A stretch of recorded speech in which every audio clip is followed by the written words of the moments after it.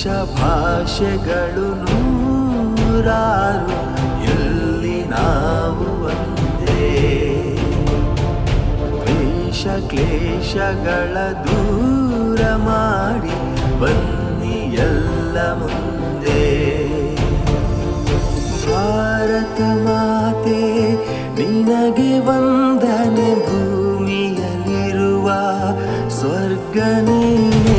ನಮ್ಮಯ ಜನುಮ ನಿನಗೆ ಅರ್ಪಣೆ, ಗಡಿಯನ್ನು ದಾಟಿ ಕೂಗಿ ಹೇಳು ಹೆಮ್ಮೆಯಲಿ. ಭಾರತ ಭಾರತ ಭಾರತ ಭಾರತ. ಪರಮ ಪೂಜ್ಯ ಡಾಕ್ಟರ್ ಜಿ ಅವರ ರಾಷ್ಟ್ರ ನಿರ್ಮಾಣ ಕಾರ್ಯಕ್ರಮಕ್ಕೆ ಶುಭ ಕೋರುವವರು Anush Shetty, Atlanta, USA.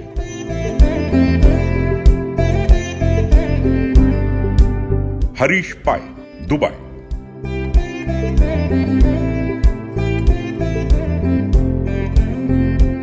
MJ Raghavendra, Singapore.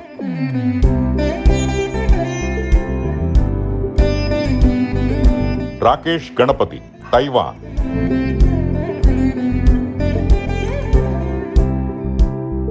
Vaibhav ದಂಪತಿಗಳು, ಅಬುಧಾಬಿ.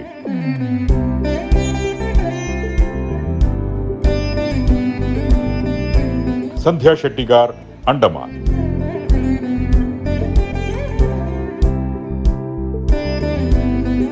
ಅನಿತಾ ನಂಜಪ್ಪ ದಂಪತಿಗಳು, ಬೆಂಗಳೂರು. ಕಳೆದ 14 ವರ್ಷಗಳಿಂದ ಪ್ರತಿ ಗುರುವಾರ ರಾತ್ರಿ ಗಂಟೆ 9:30ಕ್ಕೆ ಸಹಸ್ರಾರು ಮಂದಿ ಸದ್ಭಕ್ತರಲ್ಲಿ ಆತ್ಮಶಕ್ತಿ ಜಾಗೃತಿಯನ್ನು ಮೂಡಿಸುವ ಪರಮ ಪೂಜ್ಯ ಡಾಕ್ಟರ್ ಜಿ ಅವರ ಚೇತೋಹಾರಿ ಕಾರ್ಯಕ್ರಮದ 650ನೇ ಪಾವನ ಸಂಚಿಕೆ ಇದಾಗಿದೆ.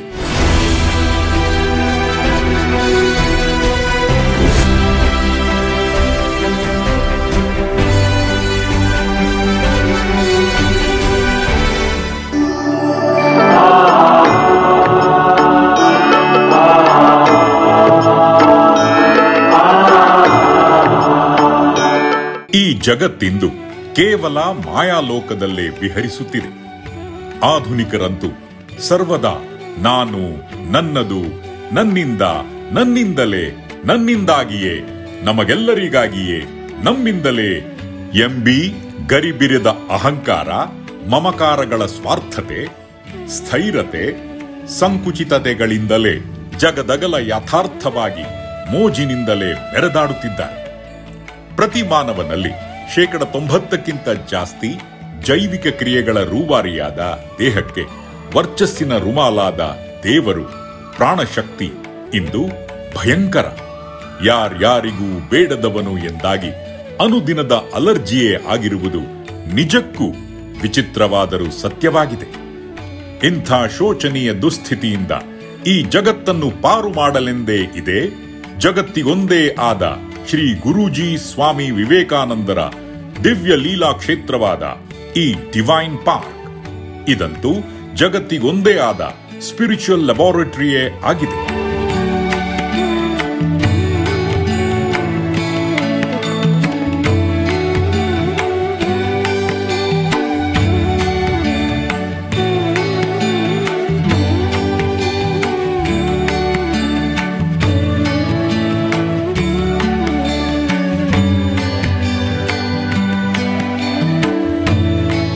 ಸ್ಪಿರಿಚುವಲ್ ಹೀಲಿಂಗ್ ಹಾಸ್ಪಿಟಲ್ ಕೂಡ ಆಗಿದೆ ಎಂಬುದಂತೂ ತೆರೆದ ಸತ್ಯವಾಗಿದೆ.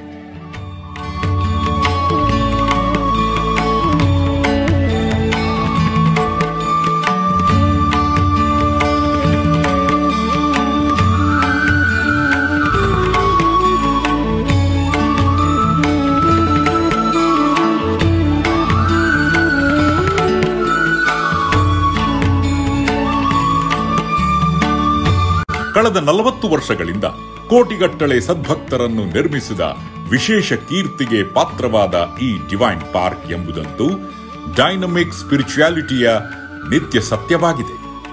ಅಷ್ಟೇಕೆ ಸಾರ್ಥಕ ಸಾಧನಾ ಗರಡಿಯೇ ಆಗಿದೆ.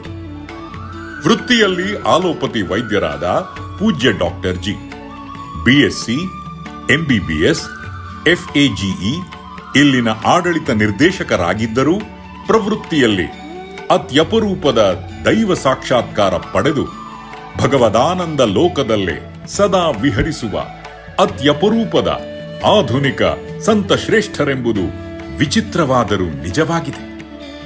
ಜಗದಗಲ ಸಾಮಾನ್ಯ ಮಾನವರಾಗಿ ಇಲ್ಲಿಗೆ ಬಂದು ಕ್ರಮಬದ್ಧ ಸಾಧಕರಾದವರೆಲ್ಲರೂ ನಿಜಕ್ಕೂ ಚೈತನ್ಯಶೀಲ ಮಾಧವರೇ ಆಗಿದ್ದಾರೆ.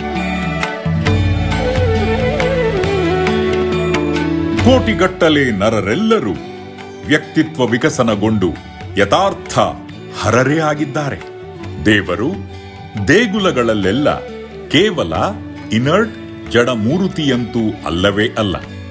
ನಿಜಕ್ಕೂ ಆತನಂತೂ ಸರ್ವದಾ ಆಲ್ ಅಲರ್ಟ್ ಚಿನ್ಮಯಿ ಸರ್ವಶಕ್ತನೇ ಹೌದು ಎಂಬುದನ್ನು ಕಳೆದ 40 ವರ್ಷಗಳಿಂದಲೂ ಸಾಕ್ಷಾತ್ತಾಗಿ ಅನುಭವಿಸಿ ಪ್ರತಿ ಕ್ಷಣವೂ ಬಗೆ ಬಗೆಯಲ್ಲಿ ಭಗವದಾನಂದ ಲೋಕದಲ್ಲೇ ವಿಹರಿಸುವ ಪೂಜ್ಯ ಡಾಕ್ಟರ್ ಜಿ ಕ್ಷಣ ಕ್ಷಣವೂ ದೇವರೆಲ್ಲರ ಮಧುರವಾಣಿಯ ದಿವ್ಯಾನಂದವನ್ನಾಲಿಸುತ್ತಲೇ ದೇವರೆಲ್ಲರ ಸಾಕ್ಷಾತ್ ದರ್ಶನವಾದ ಭವ್ಯಾನಂದದ ಸೌಭಾಗ್ಯದಿಂದಲೇ ನಲಿದಾಡುವ ಸಂತ ಶ್ರೇಷ್ಠರೇ ಆಗಿರುವುದಂತೂ ಜಗದಗಲ ತಿಳಿಯದ ಪರಮ ಸತ್ಯವೇ ಆಗಿದೆ. ಈ ಡಿವೈನ್ ಪಾರ್ಕ್ನ ಸಕ್ರಿಯ ಶಾಖೆಗಳಾಗಿ 100 ವಿವೇಕ ಜಾಗೃತ ಬಳಗಗಳು ಡಿವೈನ್ ಸ್ಪಾರ್ಕ್ಸ್ ಜಗದಗಲ ಕಂಗೊಳಿಸಿ ವ್ಯಕ್ತಿತ್ವ ನಿರ್ಮಾಣ, ವ್ಯಕ್ತಿತ್ವ ವಿಕಸನ, ಆತ್ಮೋದ್ಧಾರ ಹಾಗೂ ಲೋಕೋದ್ಧಾರಗಳ ಪವಿತ್ರ ಕೈಂಕರ್ಯವನ್ನೇ ನಗು, ನಯ, ನಲಿವಿನಿಂದಲೇ ಹಲವಾರು ವರ್ಷಗಳಿಂದಲೂ ಮಾಡುತ್ತಲೇ ಬಂದಿದೆ. ಇಂಥ ಬೆಳವಣಿಗೆಯಂತೂ ನಿಜಕ್ಕೂ ಕಣ್ಣು ಕುಕ್ಕುವಂತೆಯೇ ಇದೆ. ಪ್ರತಿ ಗುರುವಾರದ ಶ್ರೀ ಶಂಕರ ವಾಹಿನಿಯ ಮೂಲಕ ಪೂಜ್ಯ ಡಾಕ್ಟರ್ ಜಿ ಅವರು ಡೈನಮಿಕ್ ಸ್ಪಿರಿಚುಯಾಲಿಟಿಯ ಬಹುಮುಖಗಳ ಬಗ್ಗೆ ಭಕ್ತರೆಲ್ಲರ ಮನೆ ಹಾಗೂ ಮನಗಳಲ್ಲಿ ಅದ್ಭುತವಾಗಿ ವಿಹರಿಸುತ್ತಲೇ ಬಂದು ಜಗತ್ತಿನಲ್ಲಿ ನವ ಆಧ್ಯಾತ್ಮಿಕ ವಿಶಿಷ್ಟ ಕ್ರಾಂತಿಯನ್ನೇ ಮಾಡುತ್ತಲೇ ಬಂದಿದ್ದಾರೆ. ಪ್ರತಿ ಬಾರಿ 25 ಸಂಚಿಕೆಗಳ ಅವಧಿಯಲ್ಲಿ ಗಣ್ಯ ಮಹನೀಯರ ವಿಶೇಷ ಸಂದರ್ಶನದ ಸೌಭಾಗ್ಯದೊಂದಿಗೆ ನಾವಂತೂ ಈ ನೂತನ ಆಧ್ಯಾತ್ಮಿಕ ಕ್ರಾಂತಿಯನ್ನು ಮುನ್ನಡೆಸುತ್ತಲೇ ಬಂದಿದ್ದೇವೆ. ಇಂದೀಗ 650ರ ವಿಶೇಷ ಸಂಚಿಕೆಯಲ್ಲಿ ಬರಿಗಾಲಿನ ತರುಣ ಕರ್ಮಯೋಗಿ ಬೈಂದೂರಿನ ಶಾಸಕರಾದ ಗುರುರಾಜ ಗಂಟಿಹೊಳೆ ಅವರ ಗುರುಚಂದ್ರ ಸಂದರ್ಶನವನ್ನು ನೀಡುತ್ತಿದ್ದೇವೆ.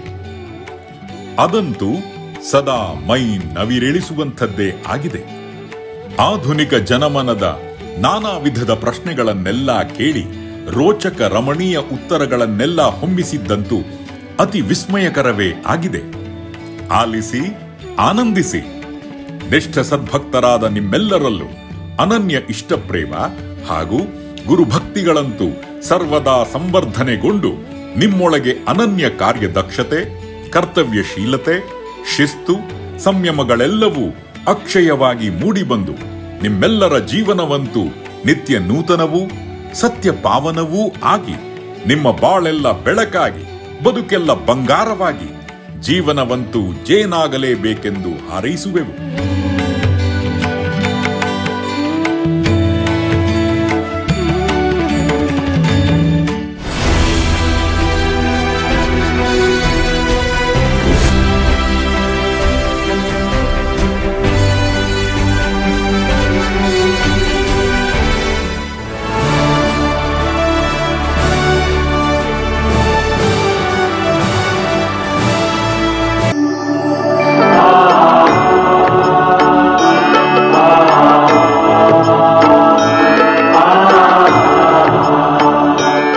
ಶಂಕರ ವಾಹಿನಿ ಪ್ರೇಕ್ಷಕರಿಗೆ ನಮಸ್ಕಾರಗಳು. ನಿಮಗೆ ತಿಳಿದಿದ್ದಂತೆ ಪ್ರತಿ ಗುರುವಾರ ನಿಮ್ಮ ಭೇಟಿ ಶಂಕರ ವಾಹಿನಿ ಮೂಲಕ ಸಾಂಗವಾಗಿ ಕಳೆದ 16 ವರ್ಷಗಳಿಂದ ನಡೆಯುತ್ತಲೇ ಇತ್ತು. ಪ್ರತಿ 25ರ ಕಂತಿಗೆ ಸಾಮಾನ್ಯವಾಗಿ ವಿಶೇಷ ವ್ಯಕ್ತಿಯ ಜೊತೆ ನನ್ನ ಸಂದರ್ಶನವೂ ನಡೆಯುತ್ತಿತ್ತು. ಕಾರಣವಿಷ್ಟೇ, ಡಿವೈನ್ ಪಾರ್ಕಿನ ಉದ್ದೇಶವಾದ ವ್ಯಕ್ತಿತ್ವ ನಿರ್ಮಾಣ, ಲೋಕೋದ್ಧಾರದ ಈ ಉದ್ದೇಶದ ನೆಪದಲ್ಲಿ ಬಂದ ಅತಿಥಿಗಳ ಜೊತೆ ನನ್ನ ಸಾಮಾನ್ಯ ಜ್ಞಾನದ ಮಟ್ಟವನ್ನು ಯಾವ ರೀತಿ ವಿಮರ್ಶಿಸಿ ತನ್ಮೂಲಕ ಶಂಕರವಾಹಿನಿ ಮತ್ತು ಡಿವೈನ್ ಪಾರ್ಕ್ ಲೋಕೋದ್ಧಾರಕ್ಕೆ ಯಾವ ರೀತಿ ನೆರವೀಯುತ್ತಿದೆ ಎಂದ ಈ ಸಾಮಾನ್ಯ ಜ್ಞಾನ ನಿಮ್ಮಷ್ಟಕ್ಕೆ ನೀವು ತಿಳಿದುಕೊಳ್ಳಿ ಎಂಬುದು ನಮ್ಮ ಉದ್ದೇಶ. ಈ ನಿಟ್ಟಿನಲ್ಲಿ ಈ ತನಕ ನಾನಾ ರೀತಿಯಲ್ಲಿ ವಕೀಲರು, ಮಂತ್ರಿಗಳು, ಗಾಯಕರು, ಸ್ವಾಮೀಜಿಯವರು, ಸಭ್ಯರು, ಮಹಾತ್ಮರು, ಮುಖ್ಯೋಪಾಧ್ಯಾಯರು, ಹಲವಾರು ಪ್ರಿನ್ಸಿಪಾಲ್ ಇವರನ್ನೆಲ್ಲ ನಾವು ಮುಖಭೇಟಿಯ ಮೂಲಕ ಅವರ ಜ್ಞಾನಾಂಬುದಿಯನ್ನು ಅಳೆದಿದ್ದೆವು.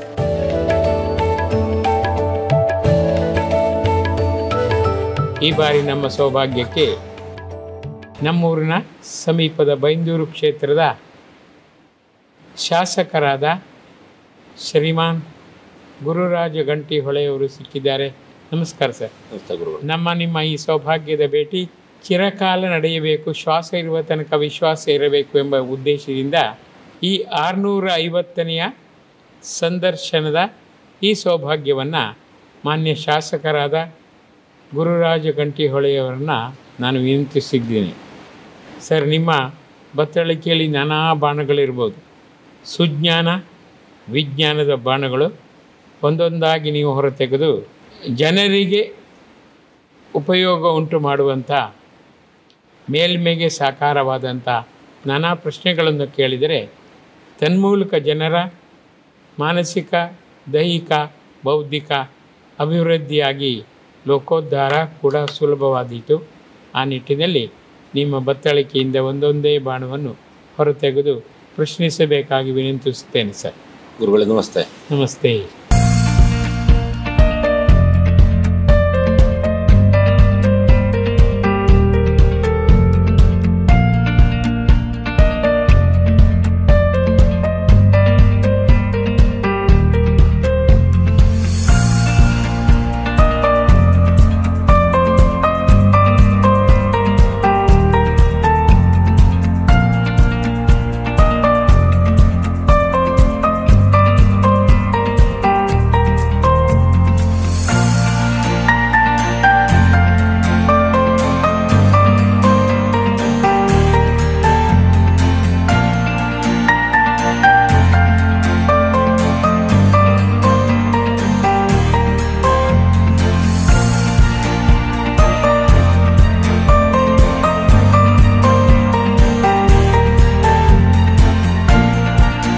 ಕೋಟಿ ಕುರುಡು ಕಾಂಚಾಣ ಹರಿದಾಡುತ್ತಿರುವ ಚುನಾವಣಾ ಕಣದಲ್ಲಿ ಅದರಲ್ಲೂ ಕೂಡ ಕಾಲಿಗೆ ಚಪ್ಪಲಿಯನ್ನೇ ಧರಿಸದ ಸರಳ ವ್ಯಕ್ತಿಯೊಬ್ಬರು ಇದ್ದಾರೆ ಅಂತ ಹೇಳಿದ್ರೆ ನಂಬ್ತೀರಾ ನೀವು? ಹೌದು, ಅಚ್ಚರಿಯಾದರೂ ಅದು ಸತ್ಯ. ಉಡುಪಿ ಜಿಲ್ಲೆಯ ಬೈಂದೂರು ಬಿಜೆಪಿ ಅಭ್ಯರ್ಥಿ ಗುರುರಾಜ್ ಶೆಟ್ಟಿ ಗಂಟಿಹೊಳೆ ತಮ್ಮ ಸರಳತೆ ಮೂಲಕವೇ ಸದ್ದು ಮಾಡಿದವರು. ಗುರುರಾಜ್ ಶೆಟ್ಟಿ ಗಂಟಿಹೊಳೆ ಎಂಬ ಹೆಸರಿನವನಾದ ನಾನು ನನ್ನ ಕ್ಷೇತ್ರದಲ್ಲಿ ಇವತ್ತು ಆಸ್ಪತ್ರೆಗೆ ನಾವು ಒದ್ದಾಡ್ತಾ ಇದ್ದೇವೆ, ಸ್ಕೂಲ್ಗಳಿಗೆ, ಶಾಲೆಗಳಿಗೆ ಒದ್ದಾಡ್ತಾ ಇದ್ದೇವೆ, ಕಾಲು ಸಂಘಗಳಿಗೆ ಒದ್ದಾಡ್ತಾ ಇದ್ದೇವೆ. 70 ವರ್ಷ ಆಯಿತು ಸ್ವಾತಂತ್ರ್ಯ ಬಂದು. ಪುನಃ ಈ ಪ್ರಶ್ನೆಯನ್ನ ನಾವು ಚರ್ಚೆ ಮಾಡುವಂತ ಪರಿಸ್ಥಿತಿ ಬಂದಿದೆ.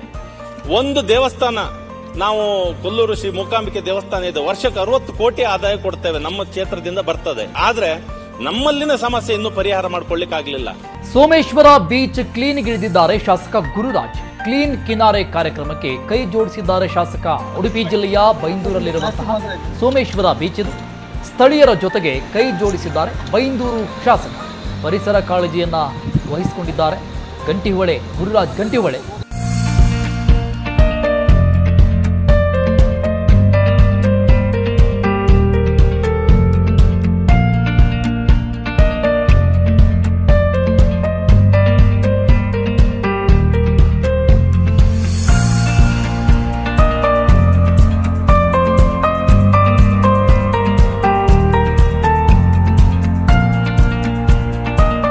ನಿಮ್ಮನ್ನು ಪ್ರಶ್ನೆ ಮಾಡೋದು ಅನ್ನೋ ಪ್ರಶ್ನೆ ನನ್ನಲ್ಲಿಲ್ಲ.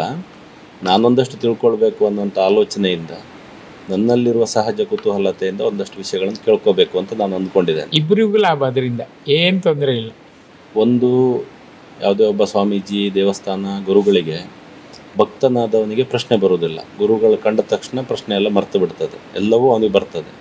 ನೀವೇನು ಎಕ್ಸ್ಪ್ಲೈನ್ ಮಾಡ್ಲಿಕ್ಕೆ ಹೋದ ಅವಶ್ಯಕತೆಯೂ ಅವನಿಗೆ ಬರುವುದಿಲ್ಲ. ಯಾಕಂದರೆ ಅವನು ತಿಳ್ಕೊಂಡು ಬಿಡ್ತಾನೆ, ನನ್ನ ದೇವರು, ನನ್ನ ಗುರುಗಳು ಅನ್ನುವಂಥ ಪ್ರಶ್ನೆಯಿಂದ. ಇನ್ನೊಂದು ಲೋಕ ಇದ್ದೇ ಇದೆ, ಅಲ್ಲಿ ಯಾರು ಯಾರನ್ನು ನಂಬುವುದಿಲ್ಲ. ನೀವೆಷ್ಟೇ ಆಧ್ಯಾತ್ಮ ಸಾಧಕರಾಗಿರೋ ನಂಗೆ ಸಂಬಂಧ ಇಲ್ಲ ಅಂತ ಹೇಳ್ತಾನೆ. ಆಗಲೂ ಅವನಿಗೆ ಪ್ರಶ್ನೆ ಬರೋದಿಲ್ಲ. ಈ ಜಿಜ್ಞಾಸೆ, ಈ ಪ್ರಶ್ನೆ ಅಂತ ಬಂದ ಮಾತ್ರ ಅದು ಮೂಮೆಂಟ್ ಅಂತ ಲೆಕ್ಕ, ಚಲನೆ ಅಂತ ಲೆಕ್ಕ. ಆ ಜಿಜ್ಞಾಸೆ, ಆ ಕನ್ಫ್ಯೂಷನ್ ಅದು ತಿಳ್ಕೊಂಡಾಗ ಒಂದು ಸ್ವಲ್ಪ ನಾವು ನಿಮ್ಮ ದಿಕ್ಕಿನಲ್ಲಿ ನಿಮ್ಮ ಬಳಿಗೆ ಹತ್ತಿರ ಆಗ್ತೇವೆ ಅಂತ ನಾನು ತಿಳ್ಕೊಂಡವನು. ಆದರೆ ಗುರುಜಿ ಸ್ವಾಮಿ ವಿವೇಕಾನಂದರ ನಿಯಮ ಏನಂದರೆ ಬಿಲೀಫ್ ಆ್ಯಂಡ್ ರಿಲೀಫ್. ಸೊ ನಾವು ಬಿಲೀಫ್ 100% ಮಾಡಿಕೊಂಡ್ರೆ ನಮ್ಮ ಆಂತರಿಕ ಗೊಂದಲ 100% ಹೋಗುತ್ತದೆ. ನಮ್ಮ ಚಿಕಿತ್ಸೆಯಲ್ಲೂ ಹಾಗೆ ವೈದ್ಯನನ್ನು ರೋಗಿ 100% ಬಿಲೀಫ್ ಮಾಡಿಕೊಂಡ್ರೆ ವೈದ್ಯ ಕೊಟ್ಟ ಖಂಡಿತ ಚಿಕಿತ್ಸೆ 100% ಕೆಲಸ ಮಾಡೇ ಮಾಡುತ್ತೆ. ಮತ್ತು ಬ್ಲೈಂಡಾಗಿ ನಂಬಬಾರ್ದು. ಸ್ವಾಮಿ ವಿವೇಕಾನಂದರ ಜೀವನ ಚರಿತ್ರೆ ಓದಿದ್ರು ನಿಮ್ಗೆ ಗೊತ್ತಾಗುತ್ತೆ. ಅವರ ಗುರುವಾದ ಗುರು ಮಹಾರಾಜರಲ್ಲಿ ಕೂಡ ಸಾಕ್ಷಾತ್ತಾಗಿ ಯಾವ ನಿಯಮವೂ ಇಲ್ಲದಂತೆ ನೇರವಾಗಿ ಪ್ರಶ್ನೆ ಕೇಳಿದರು. ರಾಮಕೃಷ್ಣ ಶರಣಂ ಶರಣೆ ಪ್ರಭು ರಾಮಕೃಷ್ಣ ಶರಣಂ ರಾಮಕೃಷ್ಣ ಶರಣ. ಅವ್ರು ಸಿಗರೇಟ್ ಸೇದುವಾಗ ಕೂಡ ಈ ಸಿಗರೇಟಿನಲ್ಲಿ ದೇವರಿದ್ದಾನೆ ಅಂತ ಕೇಳಿದ ಧೀರ ವೀರ ಶೂರ ಅವರು.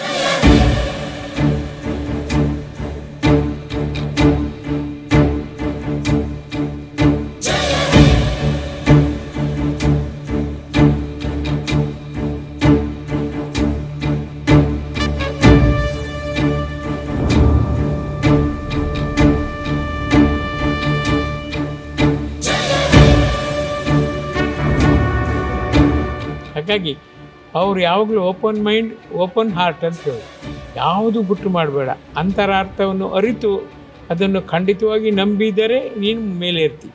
ನಂಬದಿದ್ದರೆ ಯಾವ ಕಟ್ಟುಕಟ್ಟಳಿಗೂ ನೀನು ಅಡಿಯಾಳ ಆಗಲೇಬೇಡ ಅಂದರು. ಆ ದೃಷ್ಟಿಯಿಂದ ನಾನು ನಿಮ್ಮ ಹತ್ರ ಹೇಳೋದು ಹಾಗೆ, ನಿಮ್ಮ ಮನಸ್ಸಿನ ನಾನಾ ತೊಳಲಾಟ ಯಾವ ಆಧ್ಯಾತ್ಮಿಕ ಅನುಭೂತಿ ಇದ್ದರೂ ಕೂಡ ಕೇಳಿದರೆ ಆಧ್ಯಾತ್ಮಿಕ ಅನುಭೂತಿಯ ನೆಲೆಯಲ್ಲೇ ನಿಮಗೆ ಉತ್ತರ ಸಿಗುತ್ತೆ. ಹಾಗೆ ನಮಗೆಲ್ಲ 1+1 ಪ್ರಾಫಿಟ್ ಖಂಡಿತವಾಗಿಯೂ ಆಗುತ್ತದೆ. ನಾವು ಮಾಡ್ತಾ ಇರುವಂಥ ಯಾವುದಾದ್ರು ಕೆಲಸದಲ್ಲಿ ಯಾರೋ ಬಂದು ಮಾರಲ್ ಸಪೋರ್ಟ್ ಕೊಡ್ತಾರೆ, ನನಗೆ ಬರ್ಲಿಕ್ಕೆ ಆಗ್ತಾಯಿಲ್ಲ ನಿನ್ನ ಜೊತೆಗೆ, ಆದರೆ ನೀನು ಮಾಡ್ತಾ ಇರೋ ಕೆಲಸ ಒಳ್ಳೆಯದಿದೆ ಅಂತೇಳಿ, ಇದು ಮಾರಲ್ ಸಪೋರ್ಟ್. ಇನ್ಯಾರಾದರೂ ನಾವು ಮಾಡ್ತಾ ಇರೋ ಕೆಲಸದಲ್ಲಿ ಅವ್ರು ಬರೋದೂ ಇಲ್ಲ, ಬರೋದು ಬೇಡ, ಆದರೆ ನಿಂಗೆ ಇದೆಲ್ಲ ಬೇಕಿತ್ತಾ ಅನ್ನುವಂಥ ಒಂದು ಪ್ರಶ್ನೆ ಬರ್ತದೆ. ಯಾರಾದರೂ ಬಂದು ನಿಮಗೆ ಇಷ್ಟು ಒದ್ದಾಟ, ಈ ಸಮಾಜಕ್ಕೆ ಅರ್ಥ ಮಾಡಿಸ್ತೇನೆ ಅಧ್ಯಾತ್ಮ, ಈ ಡಿವೈನ್ ಪಾರ್ಕು, ಈ ವಿವೇಕ ಪ್ರಭಾ ಇದೆಲ್ಲ ಮಾಡುವಾಗ ಯಾರಾದರೂ ಬಂದು ನಿಮ್ಮ ಮಾರಲ್ ಸಪೋರ್ಟನ್ನು ಪ್ರಶ್ನಿಸುವ ಧೈರ್ಯವನ್ನು ಯಾರಾದರೂ ಮಾಡಿದ್ದಾರಾ? ಅಕಸ್ಮಾತ್ ಬಂದು ಡಾಕ್ಟ್ರೆ ಇದೆಲ್ಲ ಬೇಕಿತ್ತ ನಿಮಗೆ ಅಂತ ಕೇಳಿದರೆ ನೀವೇನು ಉತ್ತರ ಕೊಡ್ತೀರಿ? ನನ್ನ ನಿಷ್ಠೆಯ ಒಂದು ಆ ಪ್ರವಾಹದಲ್ಲಿ ಯಾರಿಗೆ ಕೇಳೋಕ್ಕೆ ಧೈರ್ಯ ಬರೋದಿಲ್ಲ. ಅವ್ರ ಪ್ರವಾಹದೊಳಗೆ ಒಂದಾಗಿಬಿಟ್ಟು ನಾನು ಏನೋ ತಿಳ್ಕೊಂಡಿದ್ದೇನೆ, ಇಲ್ಲಿ ಬಂದು ನಿಮ್ಮ ನಿಷ್ಠೆ ಕಂಡ್ಕೊಂಡು ನಾನು ಮೂಕ ವಿಸ್ಮಿತನಾಗಿದ್ದೇನೆ, ನಾನು ನಿಮ್ಮ ಜೊತೆ ಬರ್ತೇನೆ, ಅವಕಾಶ ಮಾಡಿಕೊಡ್ತೀರ ಅಂತಾರೆ ಈಶ್ವರಕ್ಕೆ. ಅದು ಸತ್ಕರ್ಮದ ಪ್ರತೀಕ, ದೇವರ ಆಶೀರ್ವಾದ ಅಂತ ತಗೋದೆ. ಒಂದೊಮ್ಮೆ ಅವರು ಬಲಾತ್ಕಾರದೇನು ಮಾಡಬೇಡಿ ಅಂದರೆ ನಾನು ಖಂಡಿತವಾಗಿ ಹೇಳ್ತೇನೆ, ನನ್ನ ಇಚ್ಛೆಯಂತೆ ನಾನು ಮಾಡ್ತಿದ್ದೇನೆ. 1 ಪೈಸೆ ನಿಮ್ಮಿಂದ ಸಾಲ ತಗೊಳ್ಳೋದಿಲ್ಲ, 1 ಪೈಸೆ ನಿಮಗೆ ಮೋಸ ಆಮೇಲೆ ವಂಚನೆ ಮಾಡೋದಿಲ್ಲ, ನಿಮ್ಮ ತೊಂದರೆಗೆ ನಾನು ಬರೋದಿಲ್ಲ, ನಿಮಗೆ ಯಾವ ಪೀಡಿಸೋದಿಲ್ಲ. ಪೀಡಿಸಿ ಪಾವನ ಆಗೋದು ಭಗವಂತ ಮಾತ್ರ ಅಂತಾನೆ. ಗುರುಜಿ ಯಾವಾಗಲೂ ಹೇಳ್ತಾರೆ, ಭಗವಂತನನ್ನು ಪದೇ ಪದೇ ಪೀಡಿಸಬೇಕು. ಅವನ ಹತ್ರ ಯಾರು ಈಶ್ವರಿಗೆ ಹೊದ್ದಿಲ್ಲ. ನಿನಗೇನು ಬೇಕಂದ್ರೆ ನೀನೇ ಬೇಕಂತ ಕೇಳಂತಾರೆ ಗುರುಜಿ. ಎಂಥ ಅದ್ಭುತ ಉತ್ತರ ನೋಡಿ. ಅದು ಬೇಕು, ಆಸ್ತಿ ಬೇಕು, ಪಾಸ್ತಿ ಬೇಕು, ಮಕ್ಕಳು ಬೇಕು, ಚಿನ್ನ ಬೇಕು, ಸೀರೆ ಬೇಕು, ಭಗವಂತ ನೀನೇ ಬೇಕು, ನಂಗೆ ಬೇರೆ ಯಾರು ಬೇಡ ಅಂತ ಉತ್ತರ ಕೊಟ್ಟವರೇ ಇಲ್ಲ ಅಂತಾರೆ. ನಾವು ಆ ಪಾರ್ಟಿಯವರು, ಭಗವಂತನ ಪಾರ್ಟಿ, ಮಾತಾ ಪಾರ್ಟಿಯವರು, ಮಾಯಾ ಪಾರ್ಟಿ ಅಲ್ವೇ ಇಲ್ಲ. ಹಾಗಾಗಿ ಯಾರೂ ಕೂಡ ಮಾಡಬೇಡ ಅಂತ ಹೇಳುವ ಗಡ್ಸ್ ಇಲ್ಲವೇ ಇಲ್ಲ. ನನ್ನ ಬಳಿ ಈ 73 ವರ್ಷದಲ್ಲಿ ಯಾರೂ ನಕಾರಾತ್ಮಕವಾಗಿ ಹೇಳಿದ್ದೇ ಇಲ್ಲ. ಇಷ್ಟು ಕಷ್ಟಪಟ್ಟು ಇಷ್ಟು ಟೈಮ್ ಇಲ್ದಿದ್ರು ಓದಾಡ್ತಿರಲ್ಲ ಸರ್, ಸೋ ಗ್ರೇಟ್ ಸರ್, ಹ್ಯಾಕೆ ಸರ್ ನೀವು ಮಾಡ್ತೀರಿ, ನಂಗೆ ಸ್ವಲ್ಪ ಶಕ್ತಿ ಕೊಡಿ ಸರ್ ಅಂತಾರೆ. ಏನಂತೀರಿ? ನಾನು ಹಿಂದೆ ರಾಜಕೀಯದಲ್ಲಿ ಇರಲಿಲ್ಲ, ಸಂಘಟನೆಗಳಲ್ಲಿದ್ದೆ. ನಾವು ಯಾವುದೇ ಸಾಮಾಜಿಕ ಕಾರ್ಯ ಮಾಡಿದರೂ ನೀವು ಅದನ್ನು ಸಂಘಟನೆ ಲಾಭಕ್ಕೋಸ್ಕರ ಮಾಡ್ತೀರಿ ಅಂತ ಅವರು ನಮ್ಮನ್ನು ಒಂದು ಮಾರ್ಕೆಟಿಗೆ ಕಂಪೇರ್ ಮಾಡಿ ನಮ್ಮ ಮಾರ್ಕೆಟ್ ಡೆವಲಪ್ ಮಾಡ್ತಿದ್ದೇವೆ ಅಂತ ಹೇಳುವಂಥ ಕೊಡ್ತಾರೆ. ಇದು ಹಿಂದೆ. ಈಗ ರಾಜಕೀಯ ಚಟುವಟಿಕೆಯಲ್ಲಿದ್ದೇನೆ, ಸಮಾಜದಲ್ಲಿದ್ದೇನೆ.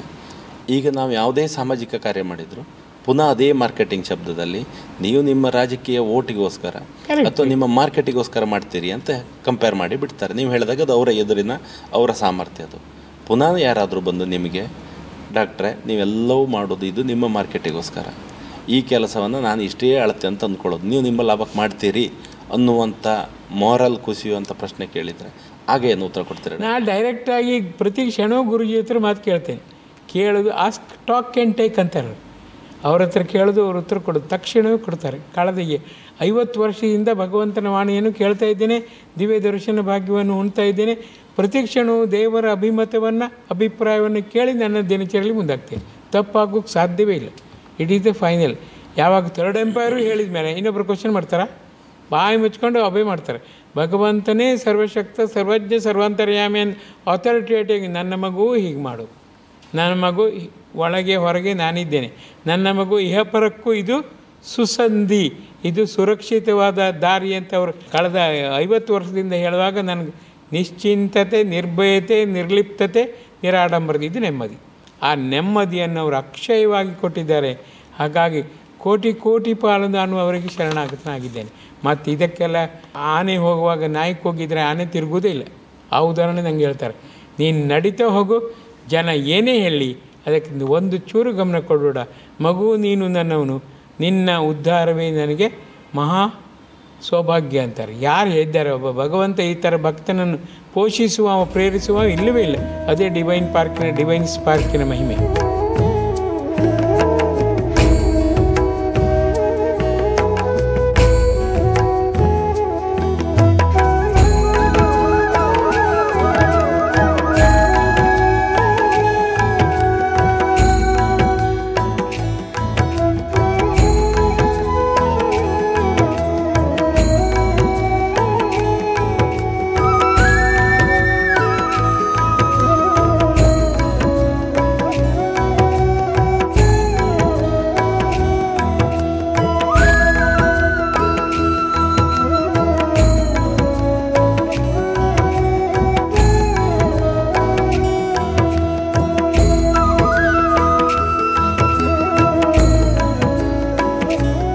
ಯಾವುದೇ ಆ್ಯಂಗಲಿಂದ ಕೇಳಿದಾಗಲೂ ನಮ್ಮ ನಂಬಿಕೆ ಗಟ್ಟಿಯಾಗ್ತಾ ಹೋಗೋದು, ನಾವು ನಂಬಿಕೊಂಡ ಇದು ವ್ಯವಸ್ಥೆನೇ ಗಟ್ಟಿ ನಂಬಿಕೊಳ್ತಾ ಹೋಗೋದು ಉತ್ತರ ಅಂತ ಹೇಳೋದು. ಸರಿಯಾದ ನಂಬಿಕೆ ಆದರೆ, ಅಸ್ಪಷ್ಟವಾದ ನಂಬಿಕೆ ಅಲ್ಲ, ಮಾಯೆಗೆ ತಿರುಗುವ ನಂಬಿಕೆ ಅಲ್ಲ, ಮಾತೆಗೆ ಗಟ್ಟಿಯಾಗಿ ಅಂಟಿದ ನಂಬಿಕೆಗೆ ನೀವು ಚೂರು ಕೂಡ ಭಯಪಡಲೇಬಾರದು, ತಿರುವು ಖಂಡಿತ ಹೂಡಲೇಬಾರ್ದು. ಅದು ಶಾವಿಗೆ ಒರಳಿನಲ್ಲಿ ಒಂದು ತಲೆಕೂದಲಿದ್ದಂಗೆ, ಎಷ್ಟೇ ನೀವು ಒತ್ತಿ ಹಿಟ್ಟು ಕೆಳಗೆ ಹೋಗೋದಿಲ್ಲ. ಆ ತಲೆಗೂದಲು ತೆಗಿಬೇಕು. ಜನರಿಗೆ ನೀವು ಅಂಥ ನಾನ್ ಸೆನ್ಸಿಗೆ ಸೆನ್ಸಿಬಲ್ಲಾಗಿ ಒಂದು ನಿಮಿಷವೂ ಕೂಡ, ಒಂದು ಕ್ಷಣವೂ ಕೂಡ ಕೊಡಬಾರ್ದು. ಓಡ್ತಾನೇ ಇರಬೇಕು. ಯಾವಾಗ ಶ್ರೇಷ್ಠ ದಾರಿಯಲ್ಲಿ ನೀವು ಉತ್ಕೃಷ್ಟ ರೀತಿಯಲ್ಲಿ ಮುನ್ನಡೆಯಬೇಕು. ಮೊದಲು ಯಾರು ಟೀಕೆ ಮಾಡ್ತಾರೋ ಅವರು ನಿಧಾನವಾಗಿ ಪ್ರಶ್ನಿಸುತ್ತಾರೆ, ಪ್ರಶ್ನಿಸಿ ಪುನಃ ನಿಮ್ಮನ್ನು ನೋಡುತ್ತಾರೆ, 1000 ದೃಷ್ಟಿಯಿಂದ 1000 ಜನರೊಂದಿಗೆ ಬಂದು ನೋಡುತ್ತಾರೆ. ಆಮೇಲೆ ನಿಮ್ಮವರಾಗುತ್ತಾರೆ. ಅವರೇ ಕೈ ಹಾಕಿ ನಿಮ್ಮ ಜೊತೆ ಅವರ ವ್ಯವಹಾರದಲ್ಲಿ ಮುನ್ನಡೆಯುವಂತೆ ಶಕ್ತಿ ಕೊಡುತ್ತಾರೆ. ಇದು ಸತ್ಯ. ಜೀವಿತಕಾಲದಲ್ಲಿ ಸ್ವಾಮಿ ವಿವೇಕಾನಂದ ಹೇಳಿದೆ, criticism is a must for your progress. ಆಮೇಲೆ ಅವರು again they question, again they stop and think and think and think, again they mix with you, nothing to worry, I am here ಅಂದಿದ್ರು. ಇದೆಲ್ಲ ಇದ್ದದ್ದೇ ಮರ್ರಿ, ಅಭಿವೃದ್ಧಿಯ ಕಾಲದಲ್ಲಿ ಇದ್ದದ್ದೇ. ನೀರನ್ನು ಒಂದು ಪಾತ್ರಕ್ಕೆ ಹಾಕುವಾಗ ಶಬ್ದ ಆಗದೆ ಹಾಕಬೇಕಂದ್ರೆ ಆಗತ್ತಾ? ಶಬ್ದ ಆಗಲೇಬೇಕು. ಬೆಟ್ಟಜಿ, ಈಗ ಒಟ್ಟು ಎಷ್ಟು ವರ್ಷದಿಂದ ನೀವು ಈ ಆಂದೋಲನದಲ್ಲಿದ್ದೀರಿ? 50 ವರ್ಷದಿಂದ. ಮತ್ತು ಯಾವಾಗ ಅದರ ಅಭಿವೃದ್ಧಿ ಹೆಚ್ಚು ರೇಷಿಯೋ ಅಂತ ಅನ್ನಿಸ್ತು? ಈಗ 10 ವರ್ಷದಿಂದ ಕಮ್ಮಿ ಅಂತ ಅನ್ನಿಸ್ತು? ಈಗ 10 ವರ್ಷದಿಂದ ಅಭಿವೃದ್ಧಿ ಜಾಸ್ತಿ ಆಗ್ತಿದೆ. ಆರಂಭದಲ್ಲಿ ಒಂದು 8-10 ವರ್ಷ ಸ್ಲೋ, ಆಮೇಲೆ ಒಂದು 2-10 ವರ್ಷ ಸ್ಟಡಿ, ಈಗ ಫಾಸ್ಟ್ ಅಪ್ರೋಚ್.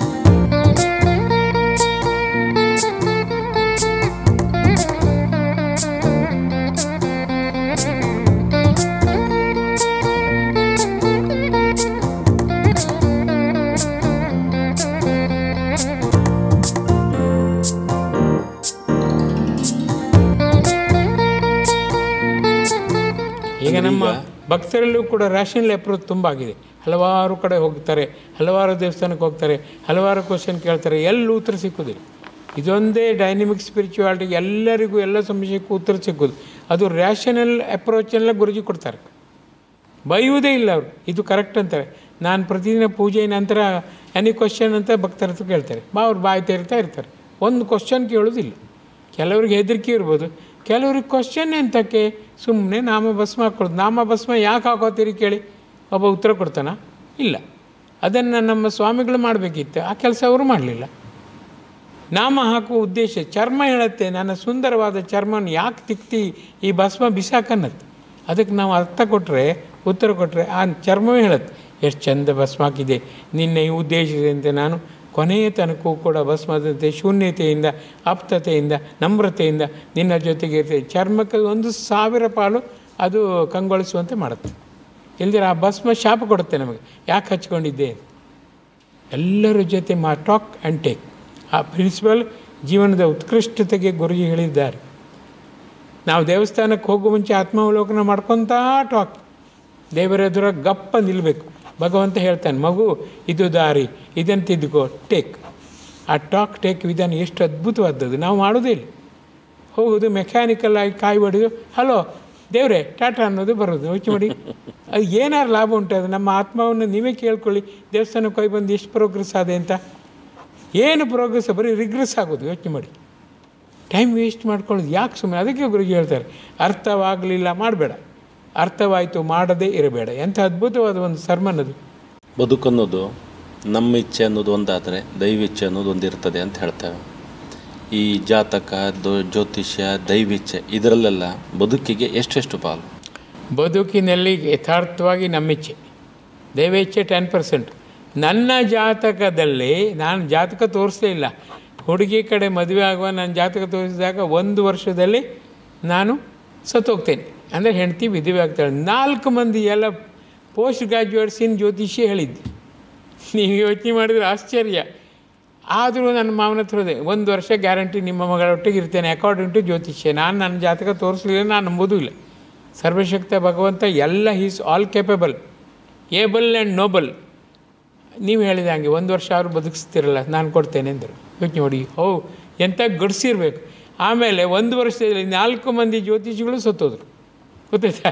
ಯಾರು ನನಗೆ ಸತ್ತೋಗ್ತಿ ಅಂತ ಹೇಳಿದ್ರು ಅವರೇ 1 ವರ್ಷದಲ್ಲಿ ಸತ್ತೋದ್ರು. ಈಗ ನಾನು ಮದುವೆ ಆಗಿ 35 ವರ್ಷ ಆಯಿತು, ನಾನು ಇನ್ನೂ ಸಾಯಲಿಲ್ಲ. ಏನಂತೀರಿ?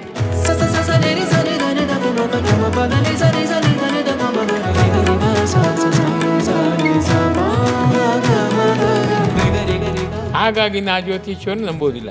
ಹಾಗಾಗಿ ಭಗವಂತ ಮನುಷ್ಯ ಪ್ರಯತ್ನಕ್ಕೆ 90% ಕೊಡ್ತಾನೆ, ಆಮೇಲೆ 10% ಅವ ಇಟ್ಕೋತಾನೆ. Copyright of Bhagwan. DOD ಹೇಳೋದೇ ಇಲ್ಲ ನೋಡಿ, ಡೇಟ್ ಆಫ್ ಡೆತ್ ಹೇಳ್ತಾರೆ ಯಾರು ಜ್ಯೋತಿಷಿ, ಹೇಳಿದರೆ ಸುಳ್ಳಾಗತ್ತೆ ಹೊರತು ಸತ್ಯ ಆಗಲಿಕ್ಕೆ ಸಾಧ್ಯವೇ ಇಲ್ಲ. DOB ಅತ್ಯಂತ ಸುಲಭ, DOD ಹೇಳಿ ಅದು 10% ಇಟ್ಕೋತಾನೆ. ನಮ್ಮಲ್ಲಿ ಸತ್ಕರ್ಮ ಜಾಸ್ತಿ ಆಯಿತು, ಜೀವನದ ಮೇಲೆ ಆಸೆ ಕಡಿಮೆ ಆಯಿತು ಅಂದರೆ ನಮ್ಮ ಡೇಟ್ ಆಫ್ ಡೆತ್ ಬೇಗ ಕೊಡ್ಬೋದು. It is his will. ಅದು DOD ನಾವು ಕೇಳೋ ಪ್ರಶ್ನೆಯೇ ಇಲ್ಲ. We have to obey the DOD that he fixes. ಯೋಚನೆ ಮಾಡಿ, 90% ನಮ್ಮ ಸ್ವಂತ ನಿರ್ಧಾರದ ಮೇಲೆ ಜಗತ್ತಿನ ಒಳಿತಿಗಾಗಿ ವಿಶಾಲವಾಗಿ ಭಗವದೀಯವಾಗಿ ಜಗನ್ನಿಯಾಮಕನ ನಾವು ಪಾರ್ಟಿಗೆ ಬೇಗ ಸೇರಿಕೊಂಡ್ರೆ ವಿಶ್ವಮಯಿ ಪ್ರಾರ್ಥನೆ ಎಲ್ಲರಿಗೂ ಒಳಿತಾಗಲಿ, ಎಲ್ಲರಿಗೂ ಶುಭವಾಗಲಿ, ಯಾರೂ ನರಳಬಾರದು, ಅಂದ ಚಂದ ಎಲ್ಲರದ್ದು ಜಾಸ್ತಿ ಆಗಬೇಕು. ಯೂನಿವರ್ಸಲ್ ಪ್ರೇಯರ್ ನಿಮ್ಮ ರಕ್ತಗತವಾಯಿತಂದರೆ ಭಗವಂತ ನಿಮ್ಮನ್ನು ಚಿರಾಯುವಾಗಿ ಮಾಡ್ತಾನೆ. ಸೆಂಚುರಿ ನೋಟೋಡು, ಯಾಕಂದರೆ ಜಗತ್ತಿಗೆ ನಿನ್ನಿಂದ ಲಾಭ ಇದೆ, ಮಗು ನೀನಿರಬೇಕು. ಯೋಚನೆ ಮಾಡಿ, ಎಷ್ಟು ನಾವು ಹೆಂಡತಿ ಮಕ್ಕಳಿಗಾಗಿ ಬೇಡುವುದು ಎಕ್ಸ್ಪರ್ಟ್. ನಾನು ಕಳೆದ 60 ವರ್ಷದಿಂದ ಜಗತ್ತಿಗಾಗಿ ಬೇಡ್ತಿದ್ದೇನೆ. ನನ್ನ ಹೆಂಡತಿ ಮಕ್ಕಳಿಗೆ ಇನ್ನೂ ಬೇಡಲಿಲ್ಲ. ಗುರುಜಿ ಏನಂತಾರೆ ಗೊತ್ತದಕ್ಕೆ, 1-2 ಮಾಡ್ಕೊಂಡು ಯಾರು ನೆಕ್ತಾರ ತಿಂತಾರ ಅಂತಾರೆ. ತುಂಬ ಬಾಯಾರಿಕೆ ಆಗಿದೆ, ನೀರೇ ಇಲ್ಲ, ಹುಚ್ಚು ಮಾಡ್ಕೊಂಡು ಕುಡಿತೀಯಾ? ತುಂಬ ನಿಂಗೆ ಹಸಿವಾಗಿದೆ, ಏನೂ ಸಿಕ್ಕುವುದಿಲ್ಲ, ಮಲ ವಿಸರ್ಜನೆ ಮಾಡಿ ತಿಂತೀಯಾಕೆ ಅಂತಾರೆ. ಆ ರೀತಿ ನಿಕೃಷ್ಟವಾಗಿ ಸ್ವಂತಕ್ಕಾಗಿ ಬೇಡುವುದವರು ಬೆಂಬಲಿಸುವುದೇ ಇಲ್ಲ. ಎಲ್ಲರಿಗೂ ಒಳಿತಾಗಲಿ ಅಂದರೆ ನಿನ್ನ ಹೆಂಡತಿ ಮಕ್ಕಳು ಸೇರ್ತಾರೆ, ಮಗು ಯಾಕೆ ನೀನು ಅಷ್ಟು ಅಜ್ಞ ಅಂತಾರೆ. ಎಷ್ಟು ಸತ್ಯ ನೋಡಿ. ನಾವು ಎಲ್ಲರಿಗೂ ಒಳಿತಾಗಿ ಬೇಡ್ತೇವಾ? ಲೋಕ ಸಮಸ್ತ ಸುಖಿನೋ ಭವಂತು ನಮ್ಮ ಎಲ್ಲ ವೇದ ಮಂತ್ರದಲ್ಲಿ, ಎಲ್ಲ ಪುಣ್ಯ ಕಾರ್ಯದಲ್ಲಿ ಮೊದಲದನ್ನು ಹೇಳಬೇಕು. ಪುರೋಹಿತರು ಹೇಳುವಾಗ ಮೆಕ್ಯಾನಿಕಲ್ ಆಗಿ ಹೇಳ್ತಾರೆ. ನಾನು ಎಲ್ಲ ಪುರೋಹಿತರು ಕೇಳಿದರೆ ಯಾರಿದ್ದಾರೆ, ನಾನು ಬಿಡಿ ಯಾರೂ ಬೇಡೋದಿಲ್ಲ. ಅದು ಉತ್ತರವಾ? ನಾನು ಇನ್ನಾದರೂ ಬೇಡ್ತೇನೆ, ನಾನು ವಿಶ್ವಮಯಿ ಆಗುತ್ತೇನೆ, ಜಗತ್ತುಗಳ ನಾನು ವ್ಯಾಪಿಸಿಕೊಳ್ಳುತ್ತೇನೆ. ಒಬ್ಬರಾದರೂ ಬೇಡರು ನನಗೆ ಇಷ್ಟು ಸಿಕ್ಕಿಲ್ಲ 73 ವರ್ಷದಲ್ಲಿ. ಎಲ್ಲ ಸ್ವಾರ್ಥಗಳು. ಗಂಟು ಕಟ್ಟಲಿಕ್ಕೆ ಹೇಳಿ ಎಷ್ಟು ಬೇಗ ಗಂಟು ಕಟ್ತಾರೆ. ಪುರೋಹಿತರು ಉಪನಯನ ಮಾಡ್ತೇವೆ, ಮದುವೆ ಮಾಡ್ತೇವೆ, ಅರ್ಥ ಗೊತ್ತುಂಟಾ? ಎಷ್ಟೋ ಸೇರಿ ನನ್ನ ಮದುವೆಯಲ್ಲೇ ಕೇಳಿದೆ, ಇದು ಅರ್ಥ ಸುಮ್ಮನೆ ಇರಿ ಉಡುಪ್ರೆ, ಅರ್ಥ ಎಂತಕ್ಕೆ ಹೆಣ್ಣು ಸಿಗ್ತಾಳೆ ನಿಮ್ಗೆ, ಯಾಕೆ ಅದೆಲ್ಲ ಒದ್ದಾಟ? ಇದೆಲ್ಲ ಪುರೋಹಿತರು ಹೇಳೋ ಮಾತಾ? ನಮ್ಮ ಧರ್ಮ ಎಂಥ ಅವನತಿಗೆ ಹೋಗ್ತಾ ಇದೆ. ಯಾರಾದರೂ ಧರ್ಮ ಪ್ರಜ್ಞೆ ಇದ್ದವರು ತಲೆಬಿಸಿ ಮಾಡ್ಕೊಂಡಿದ್ದಾರಾ? ಜಗತ್ತಿನ ಉದ್ಧಾರಕ್ಕಾಗಿ ಧರ್ಮ ಇದೆ. ಆ ಧರ್ಮದ ಉದ್ಧಾರಕ್ಕೆ ನಾವಿರೋದು ಬೇಡವಾ? ಧರ್ಮೋ ರಕ್ಷತೆ ರಕ್ಷಿತ. ನಾವು ಮಾಡ್ತೇವೆ ಆ ಕೆಲಸ? ಇದರ ಬಗ್ಗೆ ತಲೆಬಿಸಿ ಯಾರಿಗಾದರೂ ಉಂಟಾ? ವಿಶ್ವಮಯಿಯಾಗಿ ಯಾರೂ ಇಲ್ಲ. ಭಗವಂತನೇ ಅವನ ರಕ್ಷಣೆ ಈಗ ಮಾಡಬೇಕಾದ ಪರಿಸ್ಥಿತಿ ಬಂದಿದೆ. ಹೊಸ ದೇವಸ್ಥಾನ ಕಟ್ತೇವೆ, ಆ ದೇವರು ಮೆಚ್ಚುವ ದೈವತ್ವದ ಬಗ್ಗೆ ನಾವು ಗಮನ ವಹಿಸ್ತೇವಾ? ಯೋಚನೆ ಮಾಡಿ. ಭಗವಂತ ಯಾವ ಭಾವಕ್ಕೆ ಇದ್ದಾನೆ, ಯಾವ ಭಾವವನ್ನು ಮೇಲೇರಿಸುತ್ತಾನೆ, ಅದನ್ನು ನಾವು ದೇವಸ್ಥಾನ ಜಡವಾಗಿ ಕಟ್ಟುವುದಿಲ್ಲ. ನಾನೇ ಯಥಾರ್ಥವಾದ ದೇವಸ್ಥಾನ, ದೇವರಿರುವ ದೇವಾಲಯ ಆಗುತ್ತೇನೆ. ಪಣ ಯಾಕೆ ತೊಡಬಾರದು ನಾವು? ನಮ್ಮ ಡಿವೈನ್ ಅದೆಲ್ಲ ಪ್ರಾಕ್ಟಿಕಲ್ ಡಿವಿನಿಟಿಗೆ ನಾವು ಹೆಚ್ಚು ಬೆಲೆ ಕೊಡ್ತೇವೆ. ಇತರರಿಗೂ ನಮಗಿರುವ ವ್ಯತ್ಯಾಸ ಅಷ್ಟೆ. ಹೊರಗಿನವ್ರನ್ನ ಒಮ್ಮೆ ಬಂದು ಒಳಗೆ ನೋಡಿ ಅಂದರೆ ನಮಗೆ ಈ ದೇವಸ್ಥಾನ ಇದೆ, ನಾವು ನೋಡೋದಿಲ್ಲ. ಕುತೂಹಲಕ್ಕಾದ್ರೂ ಬಂದು ನೋಡ್ಬೋದಲ್ಲ. ನಾನು ಹೇಳೋದು, ಅಲ್ಲಾನು ಇದ್ದಾನೆ, ಕ್ರಿಸ್ತನೂ ಇದ್ದಾನೆ, ಜಿನ್ನೂ ಇದ್ದಾನೆ. ಯೋಚನೆ ಮಾಡಿ.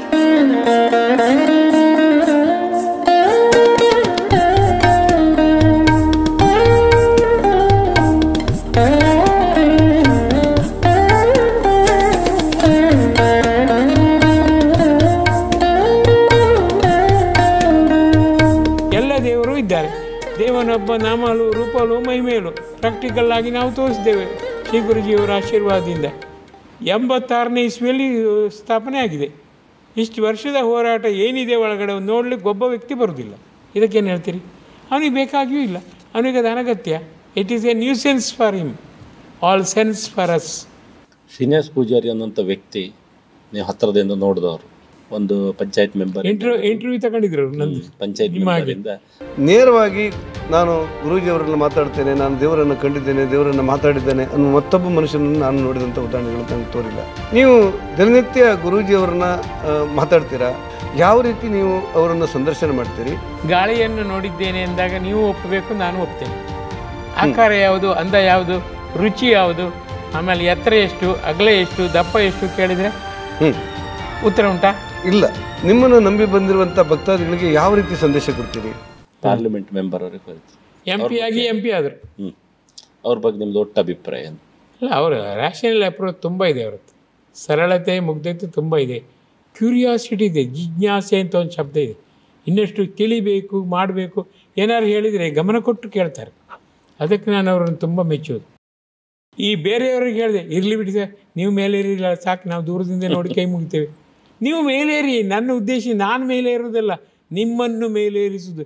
ಇಡೀ ಜಗತ್ತೇ ಭಗವದೀಯ ಆಗಬೇಕು. ನಾನು ದೇವರ ನಾನಾ ಆನಂದವನ್ನು, ದಿವ್ಯಾನಂದವನ್ನು ಕ್ಷಣ ಕ್ಷಣವೂ ಕಳೆದ 30, 40, 50 ವರ್ಷದಿಂದ ಪಡಿತಾ ಇದ್ದೇನೆ ಆ್ಯಸ್ ಎ ಡಾಕ್ಟ್ರಾಗಿ. ನಿಮಗೂ ಕೂಡ ಅದನ್ನು ಮನವರಿಕೆ ಮಾಡ್ತೇನೆ. ಅಂದರೆ ಈಗ ಪುರುಸೊತ್ತಿಲ್ಲ ಸರ್. ಯಾವಾಗ ಪುರುಸೊತ್ತಿದೆ? ಯಮ ಬಂದು ಕೇಳಿದರೆ ಪುರುಸೊತ್ತಿಲ್ಲ ಅಂದರೆ ಎತ್ಕೊಂಡು ಹೋಗ್ತಾನೆ. ಯೋಚನೆ ಮಾಡಿ.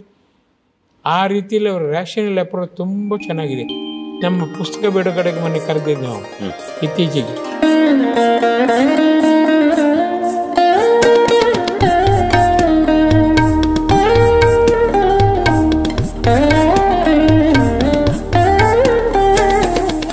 ಹಾಗಾಗಿ ಮತ್ತು ಹಲವಾರು ವರ್ಷದಿಂದ ನಾನು ನೋಡಿದ್ದೇನೆ. ಶ್ರೀ ಗುರುಜಿಯವರ ಸಂದೇಶಕ್ಕೆ ಕಾತುರರಾಗಿದ್ದಾರೆ ಅವರು.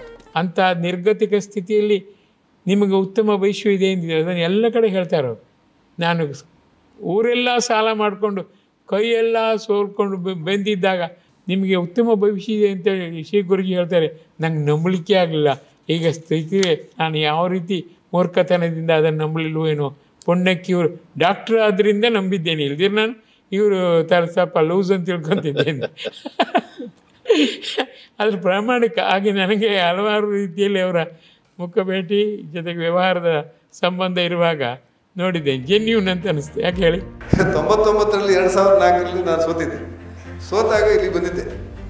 ಡಾಕ್ಟರ್ ಜಿಯವರು ಹೇಳಿದರು, ಶ್ರೀನಿವಾಸ್ ಪೂಜಾರಿ ಅವರೇ, ಗುರೂಜಿಯವರು ಹೇಳ್ತಾರೆ ನಿಮಗೆ ಬದುಕಿನಲ್ಲಿ ಉಜ್ವಲವಾದಂಥ ರಾಜಕೀಯ ಭವಿಷ್ಯ ಇದೆ ಅಂತ ಹೇಳ್ತಾರೆ.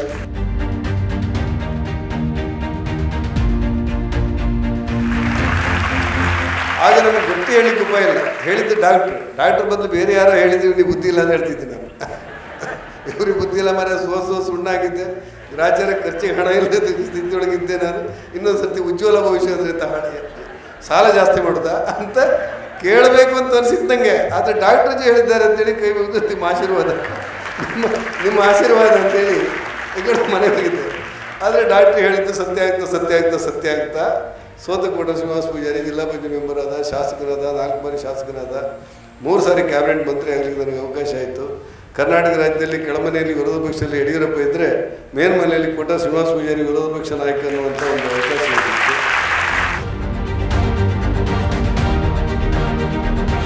ನಿಮ್ಗೆ ಸಂಶಯವಾ? ಇಲ್ಲ ನಿಮ್ಮ ಅಭಿಪ್ರಾಯ ಕೇಳ್ಕೊಳ್ಳಿಕ್ಕೆ ನನಗೊಂದು ಕುತೂಹಲ. ಅದೇ ನಾನು ಅವರನ್ನು ತುಂಬ ಫಾಲೋ ಮಾಡ್ತೇನೆ. ಸರಳತೆ ಮುಗ್ಧತೆಗೆ ನಾನು ಅವರನ್ನೇ ಉದಾಹರಣೆಯಾಗಿ ಎಲ್ಲ ಕಡೆ ಹೇಳ್ತೇನೆ. ನಾವು ಬೇರೆ ಬೇರೆ ರೀತಿಯ ರಾಜಕೀಯ ವ್ಯಕ್ತಿಗಳನ್ನು ನೋಡ್ತೇವೆ, ಆದರೆ ಜನ ಅಕ್ಸೆಪ್ಟ್ ಮಾಡೋದು ಅಂತಿದೆ, ಒಪ್ಪಿಕೊಳ್ಳೋದು ಅಂತ. ಹೌದೌದು. ಈಗ ಅವರನ್ನು ಒಪ್ಪಿಕೊಂಡ ಪರಿ, ಅವರು ಬದಲಾಗದ ಪರಿ, ರಾಜಕೀಯಕ್ಕೆ ಹೋದ ತಕ್ಷಣ ಒಂದು ಸರ್ತಿ ಸ್ಥಿತಿ ವ್ಯತ್ಯಾಸ ಮೂಡುತ್ತೆ, ಆದ್ರೆ ಅವ್ರು ಏನೂ ವ್ಯತ್ಯಾಸ ಆಗಲಿಲ್ಲ, ಹಾಗೆ ನೋಡ್ಕೊಂಡು ಹೋಗಿದ್ದಾರೆ. ಹಾಗೆ ಅವ್ರ ಮೇಲೆ ನಿಮ್ಮ ಪ್ರಭಾವ, ನಿಮ್ಮ ಆಶೀರ್ವಾದ ಎಷ್ಟಿತ್ತು, ಏನಿತ್ತು ಅಂತ ನಾನು ಕೇಳ್ಕೊಳ್ಳೋಣ. ಸರಳತೆ ಮುಗ್ಧತೆ ಇದ್ದಲ್ಲಿ ನಾನು ಕರಗಿ ಬಿಡ್ತೇನೆ.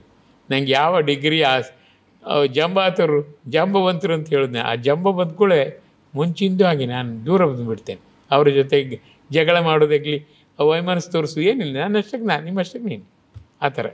ಮೋದಿಜಿ ಅನ್ನುವಂಥ ವ್ಯಕ್ತಿಯು ಸಹಿತ ಒಂದು ಸಾಮಾನ್ಯ ಹಿನ್ನೆಲೆಯಿಂದ ಬಂದು, ಹೌದಪ್ಪ, ಕರೆಕ್ಟ್, ಒಂದು ವಿಶ್ವದ ಒಂದು ಬಲಿಷ್ಠ ವ್ಯಕ್ತಿ ಅಂತ ಒಂದು ಆಳ್ತಾ ಇರ್ತದೆ, ಅದರಲ್ಲಿ ಸಹಿತ ಹೆಸರು ಪಡ್ಕೊಂಡಂಥ ವ್ಯಕ್ತಿ. ಅವ್ರ ಬಗ್ಗೆ ನಿಮ್ಮ ಅಭಿಪ್ರಾಯ? ಪ್ರತಿದಿನ ಶ್ರೀ ಗುರುಜಿ ಸ್ವಾಮಿ ಅಂದರೆ ಅವರಿಗೆ ಹೋಗಿ ಟೀಚ್ ಮಾಡ್ತಾರೆ. 4 ನಿಮಿಷದಿಂದ 40 ನಿಮಿಷ ಪ್ರತಿದಿನ ಅಂದಿದ್ದಾರೆ ಕಳೆದ 20 ವರ್ಷದಿಂದ. ಇದು ಗುಟ್ಟು ಯಾರಿಗೆ ಹೇಳಬೇಡ ಅಂದಿದ್ದಾರೆ, ನಾನು ಹೇಳ್ತಾನೆ ಬಂದಿದ್ದೇನೆ. ಯಾಕಂದರೆ ಅದು ಅವ್ರ ಹತ್ರ ಕೇಳಿದ್ರೆ ನಗಾಡ್ತಾರೆ. ಅವ್ರು ಏನು ಎಸ್ ಅವ್ರು ನೋ ಅಂತ ಹೇಳಲಿಲ್ಲ, ಅದು ಅವರು ದೊಡ್ಡತನ. ಅದು ಯಥಾರ್ಥವಾಗಿ ಶ್ರಮದ ಬೆಲೆ ಅಂಥವ್ರಿಗೆ ಗೊತ್ತಿದೆ. 22.5 ಗಂಟೆ ಅವರು ದುಡಿತಾರೆ ದೇಶಕ್ಕಾಗಿ, ಧರ್ಮಕ್ಕಾಗಿ, ದೇಶದ ಜನರಿಗಾಗಿ.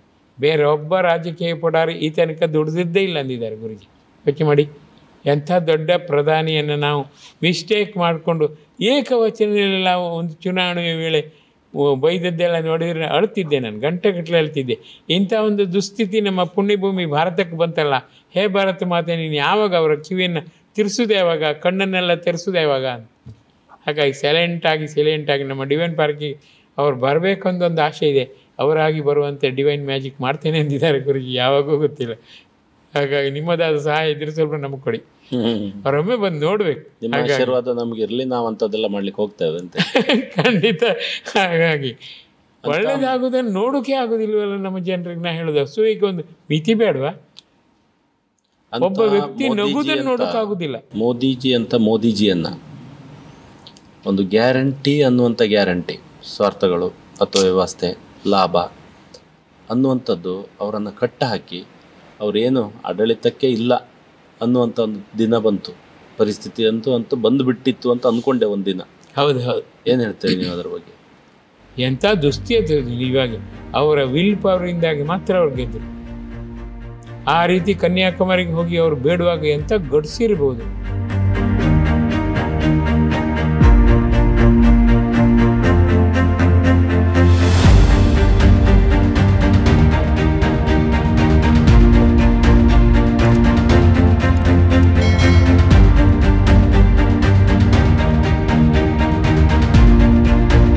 ಅವ್ರಿಗೆ ಇದರಲ್ಲಿ ಶ್ರೀನಗರದಲ್ಲೂ ಕೂಡ ಯೋಗ ಮಾಡುವಾಗ ಎಂಥ ಗಡ್ಸಿರ್ಬೇಕು ನೋಡಿ.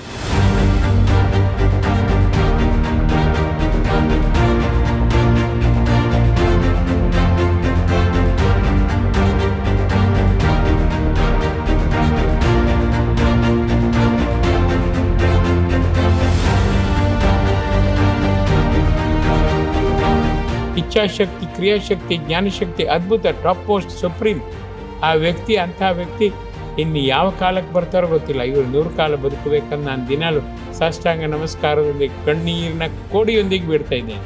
ಜಗತ್ತು ಏನೇ ಹೇಳಿ, ಬಟ್ ಅವರ ಗಟ್ಸಿಗೆ ಹ್ಯಾಟ್ಸ್ ಆಫ್, ಬೇರೆ ಏನು ಮಾತೇ ಇಲ್ಲ.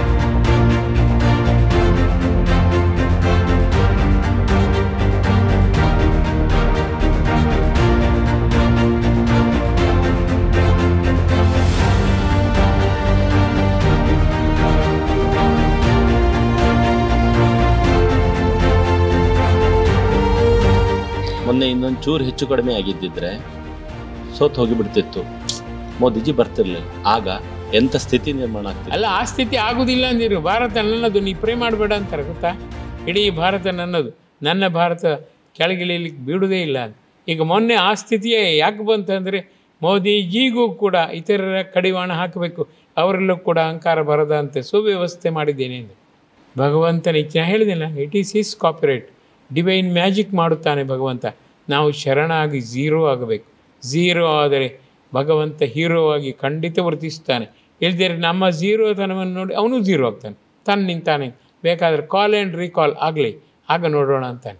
ಬಟ್ ಭಾರತ ಪುಣ್ಯಭೂಮಿ ಖಂಡಿತ ನಾಚಾರ ಆಗಿ ಜರ್ಜೀರಿತವಾಗಲಿಕ್ಕೆ ಯಾವ ಕಾಲಕ್ಕೂ ಭಗವಂತ ಬಿಡುವುದಿಲ್ಲ. ಇದು ಸತ್ಯ.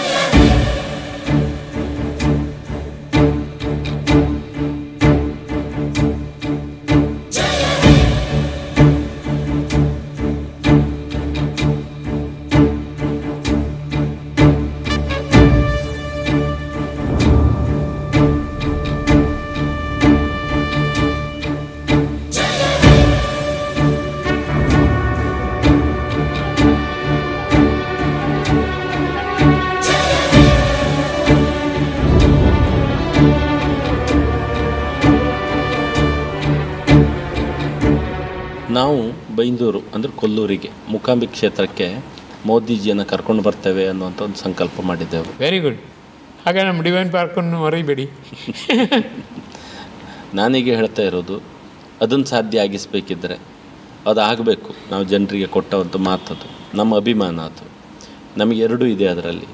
ಕೊಲ್ಲೂರು ಅನ್ನುವಂಥ ಕ್ಷೇತ್ರ ಅದು ರಾಷ್ಟ್ರ ಮಟ್ಟದಲ್ಲಿ ಜೀವಂತವಾಗಿದ್ದಾಳೆ ತಾಯಿಯಲ್ಲಿ. ಆ ತಾಯಿಯ ವಿಷಯ ಅಲ್ಲಿವರೆಗೆ ಹೋಗಬೇಕು.